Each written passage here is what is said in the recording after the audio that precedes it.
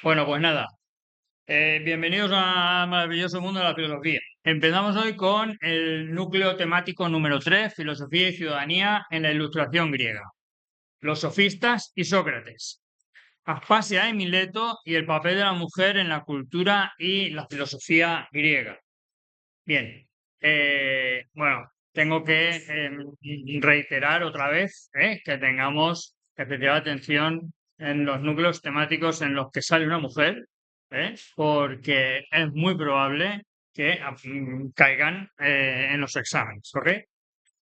Bien, contexto histórico y cultural de la Ilustración griega. ¿Por qué la Ilustración griega? O sea, el periodo de la Ilustración es posteriormente en la modernidad, ¿vale? Es decir, al final de la Edad Media, ¿ok? Llamamos la Ilustración griega por analogía, ¿vale? Es decir, que fue como una ilustración, pero en el mundo griego. ¿Por qué? Porque hubo un florecimiento del conocimiento, florecimiento de las artes, ¿vale? Por eso se le llama ilustración griega. Bien, en la Grecia clásica, el periodo conocido como ilustración griega marcó un punto de inflexión en la historia del pensamiento occidental, dando origen a un movimiento intelectual que cuestionó las bases tradicionales de la sociedad, la religión y la moral. Vemos que lo que va a comenzar aquí es un cuestionamiento generalizado de la tradición, ¿no? Que será muy similar al proceso de ilustración que se dará posteriormente en la modernidad, ¿vale? Bien, este proceso que se desarrolló principalmente en las polis de Atenas durante el siglo V a.C., coincidió con la expansión de la democracia ateniense, un sistema político que permitió una participación inédita de los ciudadanos en la toma de decisiones públicas. Es importante que unáis en vuestra cabeza el concepto de ilustración griega y pensamiento crítico, ¿con qué? Con la democracia. ¿Por qué? Porque ¿qué es la democracia? Independientemente de que aquí la definamos como el gobierno del demos o, ¿vale? Independientemente de la definición política de democracia, de quién tenga que gobernar, la democracia es ese sistema en el que tú puedes decir lo que piensas, ¿vale? Frente a las dictaduras o frente a otros sistemas, ¿no? En los cuales si dices lo que piensas te cortan el cuello, ¿vale? Por lo tanto, no es una casualidad que en el momento en el que Grecia, Atenas adopta el sistema democrático, a partir de aquí empieza una efervescencia de ideas. Pues ¿por qué? Porque la gente se puede expresar libremente, ¿no? Y aquí floreció, pues bueno, por supuesto la oratoria, la retórica, pero también, pues bueno, el arte, el conocimiento, ¿vale? Pero que se quede esto ya en vuestra mente para siempre, ¿no? La característica de la democracia, independientemente de quién gobierne, que uno puede decir lo que quiera, libertad de expresión, libertad de pensamiento, ¿vale? Y eso pues da lugar a un crisol de opiniones, ¿vale? Bien, el auge de las polis. La polis griega, cuando nos referimos a la polis griega, no solo era una ciudad, sino que actuaba y la definimos como tal, como una ciudad-estado, ¿vale? De hecho, cuando hablamos de los griegos tenían la ciudad-estado de Atenas, la ciudad-estado de Esparta, ¿vale? Y realmente los griegos siempre estaban luchando entre sí. Siempre, o sea, no actuaban como un Estado, ¿vale? Lo más parecido al Estado era la ciudad-Estado, ¿no? Que tenía sus propias normas, ¿no? Sus propias leyes, su territorio y que entraba en conflicto con los de al lado. Y entonces, ¿a qué llamamos Grecia, Celso? Llamamos Grecia a una unidad cultural, es decir, los que hablaban griego, ¿no? Que se sienten parte de lo griego, ¿vale? Que comparten religión, que cuando llega la época de rendir tributo en el templo de Olimpia, ¿vale? Pues automáticamente todos deponen sus armas, se acaba la guerra y se van a hacer las Olimpiadas, ¿vale? Y entonces, gente que antes se estaba matando en el terreno de batalla, pues ahora empieza a jugar al fútbol, ¿eh? O a jugar a lo que sea en las Olimpiadas, ¿eh? Hay que dejar las armas fuera del templo de Olimpia, ¿eh? Y luego cuando terminen las Olimpiadas, pues otra vez cada uno recoge sus armas y a matarse, ¿vale? Es decir, comparten cultura, tradiciones, religión, pero no actúan como un Estado. Lo que actúa como un Estado es la ciudad-estado, la polis, ¿no? La polis griega. Y de ahí viene, por supuesto, nuestra palabra política. ¿Qué es la política? La ciencia del correcto funcionamiento de la polis, ¿vale? De ahí deriva también nuestra palabra policía. ¿Qué es un policía? No era el sentido que tenemos actual, ¿no? El policía griego era el que se dedicaba a llevar el censo, es decir, quién vivía y quién no vivía dentro de esta, ¿vale? Pero en definitiva, un funcionario público de la polis, ¿vale? Quien era algo más que una mera ciudad, constituía una comunidad política y cultural autónoma que proporcionaba un marco de identidad colectiva para sus habitantes, ¿eh? De identidad colectiva. Además, los espartanos, ¿no? Pues parece que eran, pues esos del pensamiento, perdón, los atenienses, ¿no? Parece que eran esos del pensamiento y la filosofía, ¿no? Parecía un poco los pijos del momento, ¿eh? Sin embargo, los espartanos, ¿qué? Los espartanos no, los espartanos eran violentos y guerreros, ¿no? O sea, cada uno tenía su propia identidad cultural. Bien, con el auge de Atenas, especialmente tras las guerras médicas, la ciudad-estado se consolidó como el centro del comercio, la cultura y la política en el mundo griego.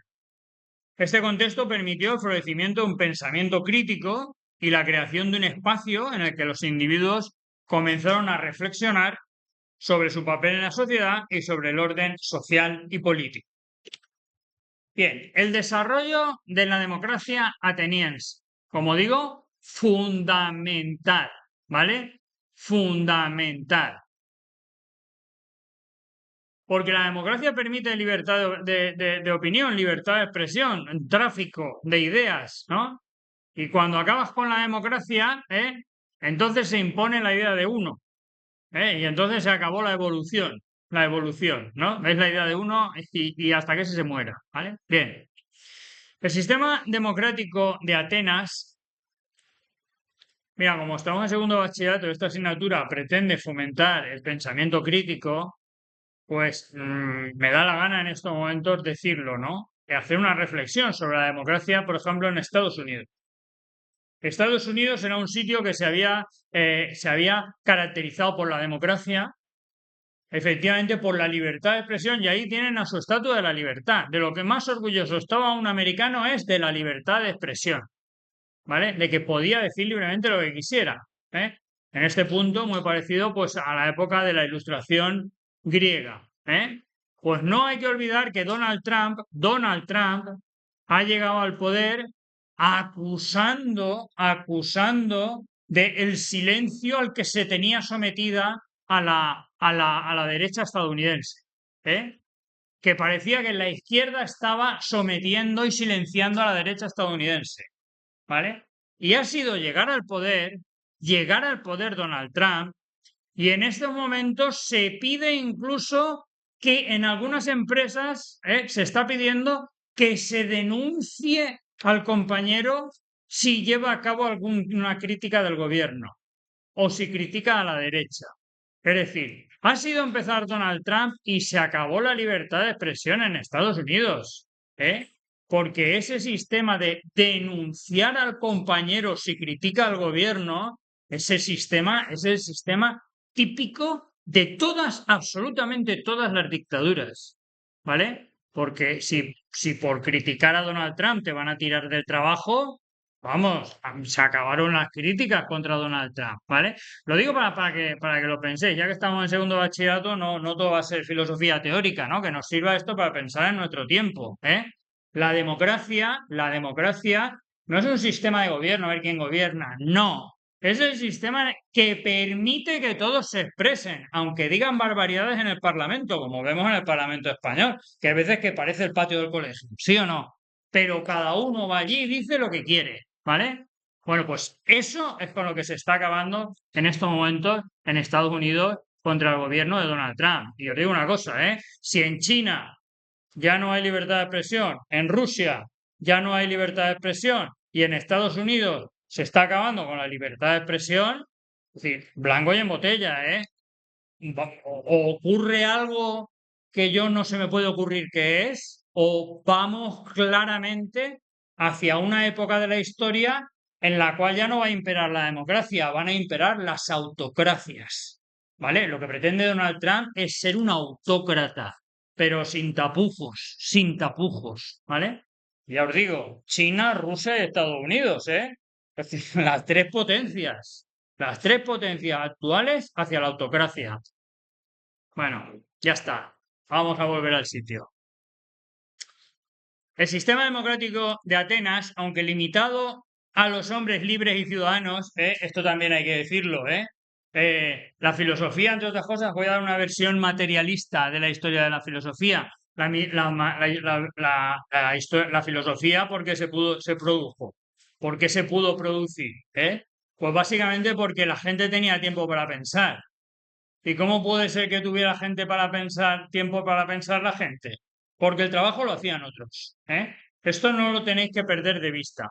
Si había 75.000 habitantes en Atenas, 75.000, 50.000 eran esclavos. 50.000. Es decir, por cada libre, dos esclavos, ¿vale? O sea que eran ellos los que trabajaban. Y luego, de los que no eran esclavos, vamos a suponer 25.000, la mitad eran mujeres, que esas no participaban políticamente. O sea, ya nos quedamos con que hombres libres, tenemos 12.500, pero esos 12.500, X eran menores de edad. O sea que al final los que tomaban decisiones, lo que es la asamblea ciudadana que se juntaba, ¿vale? Estamos hablando de 7.000, 8.000 personas, no estamos hablando de más, ¿ves? Pero hay que tener claro esto, ¿no? Que siempre hablamos de la razón, el pensamiento, la libertad. Dices, ya, pero porque tenían esclavizados a 50.000, que eran los que trabajaban, ¿vale? Bien, democracia limitada a los hombres libres y ciudadanos. Permitió que un amplio sector de la población participase en el ágora y las asambleas públicas. Aquí los ciudadanos discutían temas de interés común y decidían sobre leyes, políticas y juicios. Este sistema fomentó la retórica y la oratoria, ¿vale? En una dictadura, el que manda es el que manda, y punto y pelota. Pero cuando lo que manda es el poder de la palabra, tú lo que tienes que hacer es convencer a los demás. Y para convencer a los demás, ¿qué hay que hacer? Hablar bien. Entonces, ¿qué es lo que estudiaban? Estudiaban oratoria y retórica para poder presentarse allí en la asamblea a convencer a los demás de sus propias posturas, ¿vale? Solo tenéis que ver nuestro parlamento, sin ir más lejos, Nuestro parlamento es eso, ¿vale? Oratoria y retórica para intentar convencer a los demás. Bien, oratoria y retórica como herramienta de persuasión. De esto los acusará Platón, ya lo veremos más adelante, ¿no? Que los sofistas realmente no creían en la verdad. Lo que pretendían era convencer a los demás de sus propios intereses, ¿vale? Persuasión y debate. Y generó un contexto en el que la educación y la formación en el arte de la argumentación se volvieron esenciales para el éxito en la vida pública. Bien, el nacimiento del pensamiento crítico. Ya hemos dado estas primeras pinceladas, ¿no? Cómo nace el pensamiento crítico, pero ya os digo yo que lo fundamental para el nacimiento del pensamiento crítico es la libertad. Poder decir cada uno lo que piensa, libertad de expresión y multiplicidad de ideas, ¿no? La diversidad, libertad y diversidad. La Ilustración griega fue también una época de intenso escepticismo hacia los mitos y las narrativas tradicionales que hasta entonces habían dominado la cultura griega. Ahora luego vamos a profundizar un poco más en esta idea, ¿no? Pero tú puedes pensar que tu religión es la única si no has salido de tu casa. Pero el día que sales de tu casa, pues es evidente que te das cuenta que hay más. O sea, que hay más religiones y que hay más platos típicos de los domingos y que hay más bailes regionales. O sea, que hay diversidad, Diversidad. Y esto es en parte la experiencia que tuvieron realmente los sofistas, ¿no? La experiencia de la diversidad, lo cual les hizo la diversidad por el comercio, ¿vale? Por la entrada de extranjeros, ¿vale? Precisamente por el auge económico de las polis, ¿vale? Es lo que les hizo experimentar la diversidad y con la diversidad, pues el cuestionamiento de la tradición. Es evidente, ¿no? Luego a lo mejor la aceptas, la tradición, pero por lo menos en algún momento te la cuestionas, ¿no? ¿Será verdad o no será verdad? ¿Eh? Todo esto que me han dicho, porque este baja del barco y viene vestido de otra manera y dice otras cosas, ¿vale? Bien, surgieron así los primeros sofistas, quienes promovían este pensamiento crítico y cuestionaban la validez de las creencias establecidas, abriendo un espacio para el desarrollo de un pensamiento filosófico que comenzaba a considerar al ser humano como objeto de reflexión, ¿vale?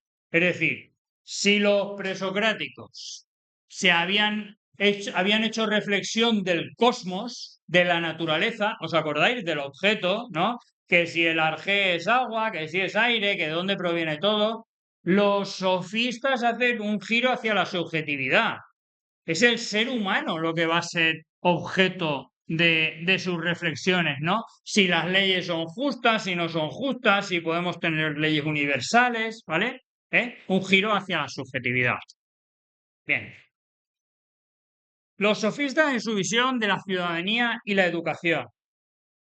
Bueno, si aquí las decisiones se toman en la asamblea, si lo importante es la asamblea, la participación pública y política en la asamblea, daos cuenta que a día de hoy, para la mayoría de vosotros, seguramente la política, la política, eso, ¿no? Queda como demasiado lejos, no os interesa, ¿eh? Y normalmente a la gente joven no le suele interesar la política, ¿vale? Pero este es otro momento, o sea, las cosas de verdad se deciden en la política y tú o participas en la política o no eres nadie, o no eres nadie. Y pensar en las dimensiones de Atenas, por ejemplo, que ya os digo, que era un sitio realmente abarcable y accesible, donde se conocían más o menos todos, ¿vale? Bien, si lo importante, si lo importante es la participación política y la participación política es en la asamblea, que a la asamblea a lo que uno va es a convencer a los demás, ¿qué es lo que uno tendrá que estudiar para tener éxito? Pues tendrá que estudiar aquellas virtudes que llevan a convencer a los demás, ¿sí o no? Y aquí es donde aparecen los sofistas que empezaron a ser maestros, ¿vale? ¿Y qué enseñaban a los demás? Oratoria, retórica, el arte de la persuasión para ganar en la asamblea, ¿vale? Es decir, podemos entender que los sofistas fueron los primeros educadores de la polis, ¿no? Y de hecho cobraban para ello, cobraban para ello. Otra cosa que también le criticará Platón, ¿no? Es que esos se dedican a la política por dinero, ¿no? Claro. Además, los sofistas, la mayoría eran extranjeros, ¿eh? Eran extranjeros. Entonces, dices, claro, la postura de Sócrates y Platón era, entre comillas, fácil, ¿no? Es decir, no, no, yo no lo hago por dinero. Dice, ya, aquí tenéis 4 esclavos cada uno, ¿no? Que trabajen, ¿eh? Pero si uno no tiene esclavos que trabajen por él, si se tiene que ganar el dinero, ¿no? Pues parece que dedicarse a la educación no está tan mal, ¿no? Por lo tanto, vemos que esta confrontación aparecerá con Platón y con los sofistas. Los sofistas piensan que la virtud se puede enseñar, es la virtud de la oratoria y la retórica. Sin embargo, Platón pensará que no. Virtuoso se nace, ¿vale? Y la función del maestro no es enseñarte cosas, sino ayudarte a que las saques de dentro de ti. Es decir, ayudarte al autoconocimiento, ¿vale? Esa sería la función del profesor en Platón, ¿vale? Sin embargo, los sofistas no. Los sofistas sí que piensan que pueden enseñar a quien no sabe, ¿vale? Es decir, la visión de la educación que tenemos más o menos actualmente. Bien, ¿Quiénes eran los sofistas? Los sofistas eran intelectuales itinerantes, es decir, extranjeros, ¿vale? Que se desplazaban de polis en polis, cobrando por enseñar sus conocimientos en materia como retórica, lógica y política, ¿vale? Es decir, oratoria, ¿vale?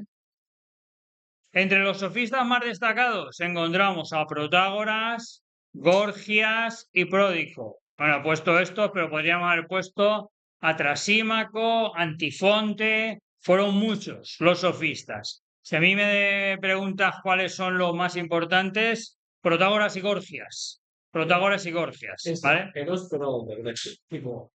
Sí, sí, sí, extranjeros, o sea, de fuera de la polis. De fuera de la polis, ¿vale? Su papel en la sociedad griega fue el de educadores de la virtud, arete, porque pensaban que la virtud se podía transmitir a los demás. Entendida esta, no en términos morales, sino como un conjunto de habilidades necesarias para prosperar en la vida pública y social, ¿vale?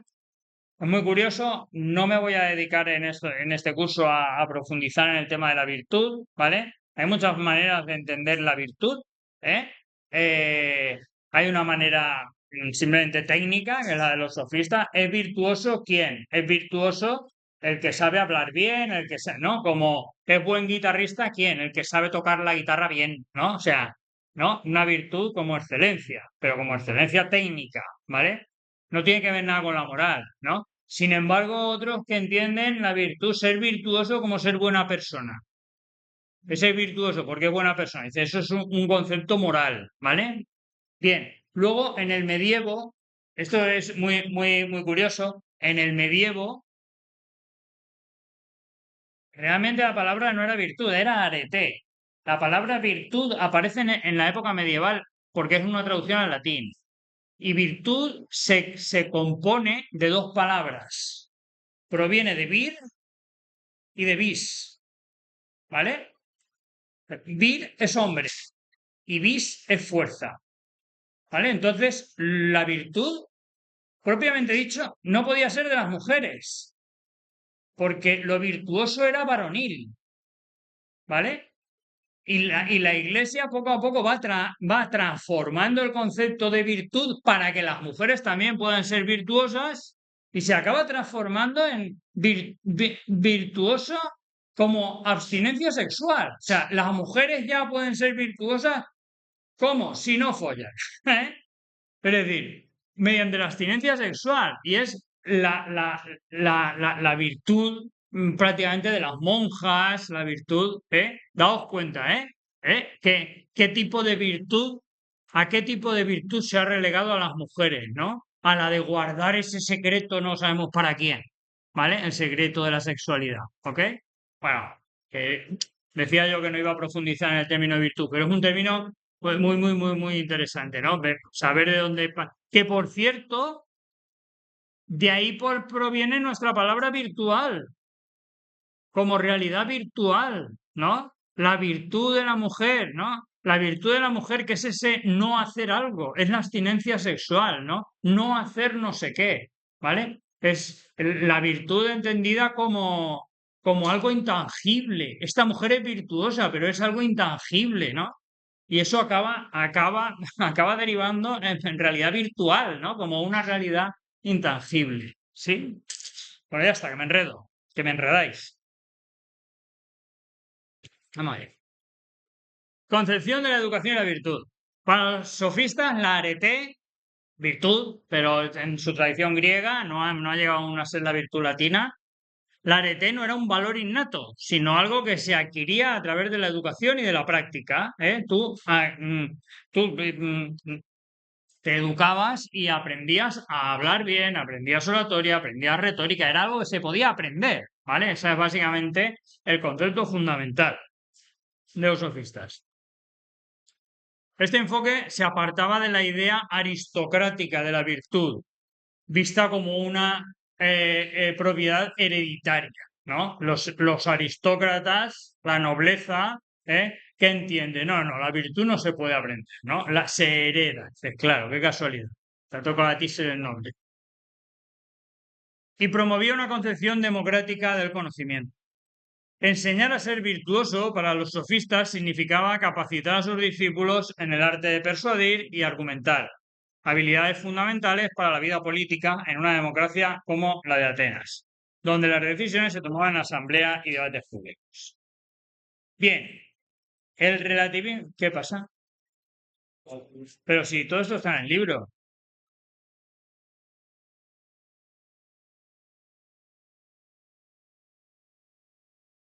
Bien, relativismo moral y político. Se conoce a los sofistas como el relativismo casi que por definición, ¿vale? Relativismo casi que por definición.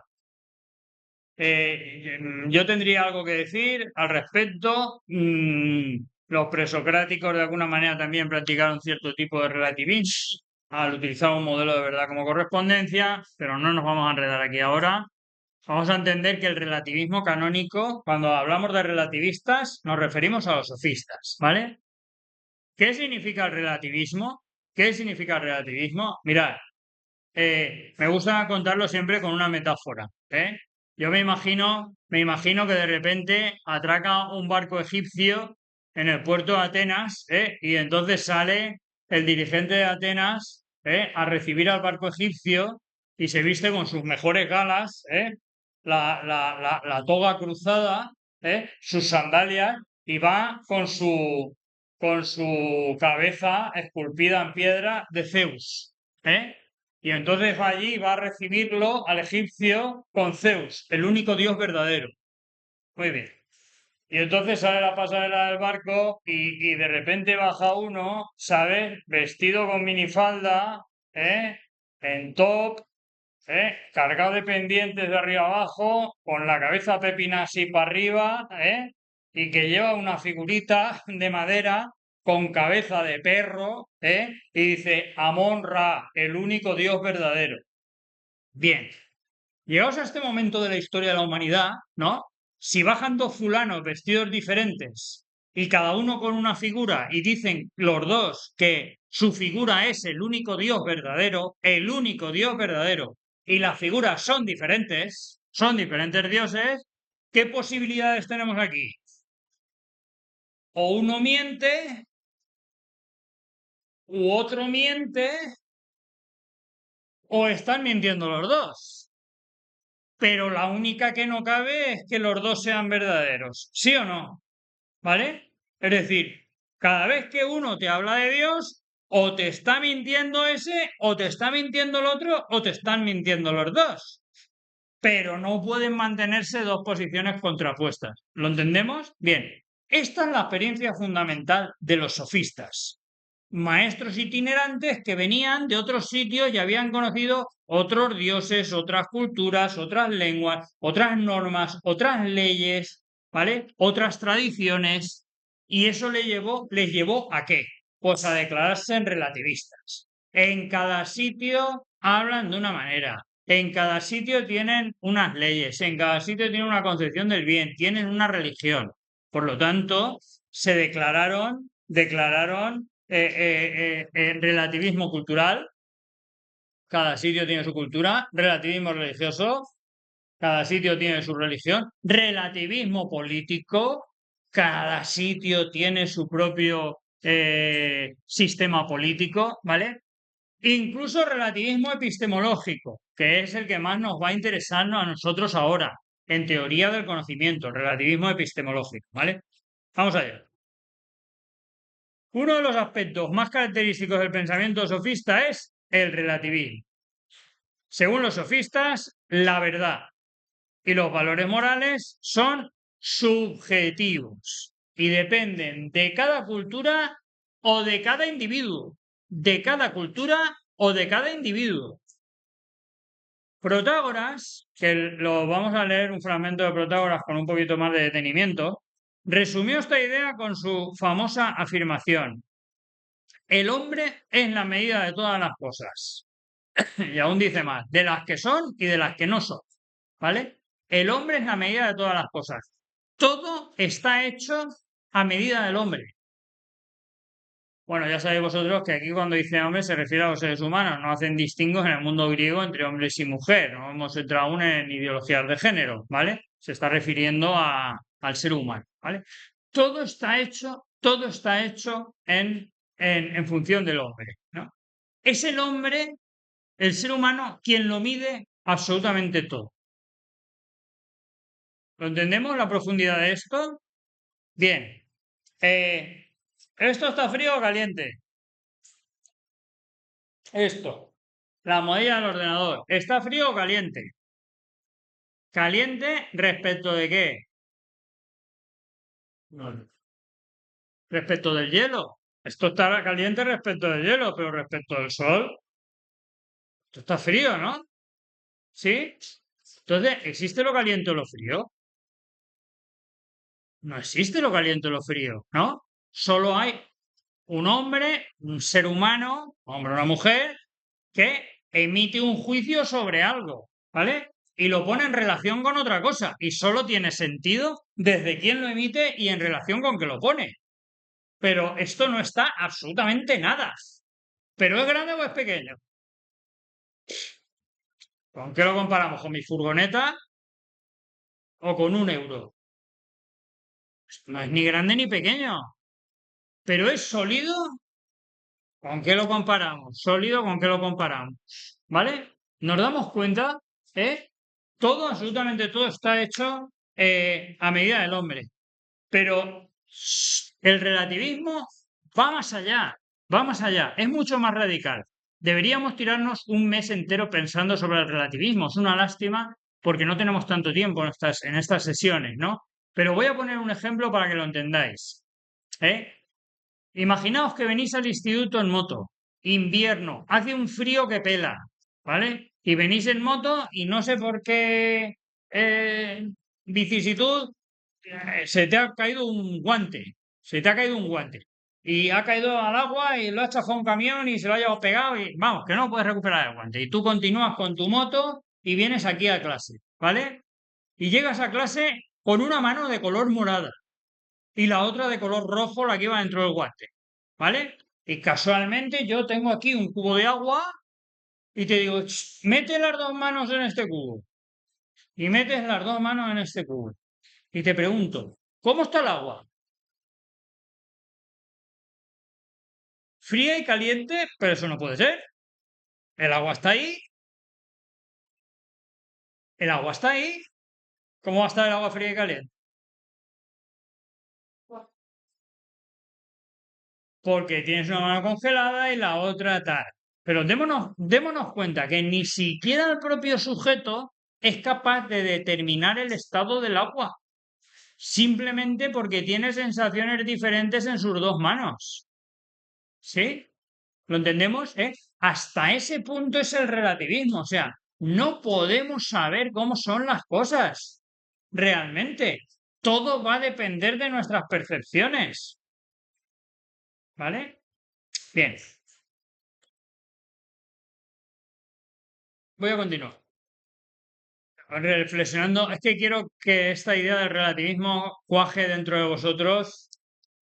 Mirad, ni siquiera de las percepciones. Si yo te digo, por ejemplo, si nosotros vemos que cae nieve y de repente salimos en invierno y hay escarcha en las hojas, ¿sí? Y luego vamos a la cocina y vemos que están manchados los vidrios con vapor, ¿vale? Y hay una nube que pasa. Dices, vale, la nube, el vapor, la nieve, la escarcha. Y te dice alguien, pero todo eso es agua. ¿Cómo? ¿Cómo? ¿Y cómo lo sabes tú? ¿Cómo sabes tú que todo eso es agua? ¿Sí? Es decir, no, es que aparece, la realidad aparece de una manera, pero realmente es de otra. Aparece de una manera, pero realmente es de otra. ¿Y cómo sabes tú cómo es la realidad independientemente de cómo aparece? ¿Cómo lo sabes? ¿eh? ¿Cómo vamos a saber cómo es la realidad independientemente de cómo aparece? Lo mismo me da que seáis estudiantes de bachillerato que físicos nucleares que astrofísicos. O sea, ¿de verdad piensas que algún día vas a saber cómo es la realidad independientemente de cómo aparece? Tú a lo único que vas a poder tener acceso es a cómo aparece la realidad ante ti, pero no vas a saber nunca cómo es independientemente de cómo aparece. ¿Lo hemos entendido? ¿Eh? Eso es lo incognoscible, por definición. Lo que está detrás. Imaginaos que alguien de la clase dice ahora que aquí hay un fantasma. Bueno, oye, aquí hay alguien de clase que dice que hay un fantasma. Mira, que estamos rodeados de espíritus. ¿Qué espíritus? Los espíritus de los, yo qué sé, de los alumnos muertos estudiando. Me da igual. ¿Eh? Muy bien. ¿Y tú cómo lo sabes? ¿Y tú cómo lo sabes? No, es que yo lo percibo. ¿Cómo lo percibes? Porque yo tengo el tacto, el olfato, ¿vale? O sea, tengo mis sentidos. ¿Tú tienes un sentido más que yo? No. No, no lo percibo, pero están. ¿Y tú cómo lo sabes? O sea, ¿tú cómo puedes saber cómo que está algo que tú no percibes? Es que lo siento, dice, no, no, si por definición es lo que no se puede sentir, es lo que no se puede experimentar.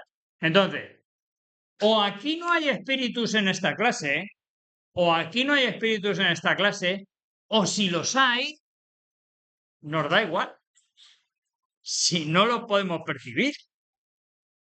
¿Lo hemos entendido? ¿Lo hemos entendido? ¿Eh? Lo voy a decir de otra manera, lo voy a traspasar al método científico, ¿vale? Lo voy a traspasar al relativismo, vamos a llamar esta versión la versión fuerte del relativismo, ¿vale? ¿Cómo es la realidad? Mira, o la realidad no es de ninguna manera en concreto, o si la realidad es de alguna manera en concreto, nos da igual porque nunca lo vamos a saber. Lo mismo da que sea físico que astrofísico, ya os digo. O sea, lo mismo da que los equipos de medición y los telescopios cada vez sean más finos. Es decir, ya. Pero tú nunca jamás vas a saber cómo es la realidad, porque es lo imperceptible por definición. ¿Lo hemos entendido? ¿Eh? El relativismo sofista en su versión fuerte. Veo que ya estáis cansados. Pues bueno, continuamos el próximo día. Gracias por vuestra atención.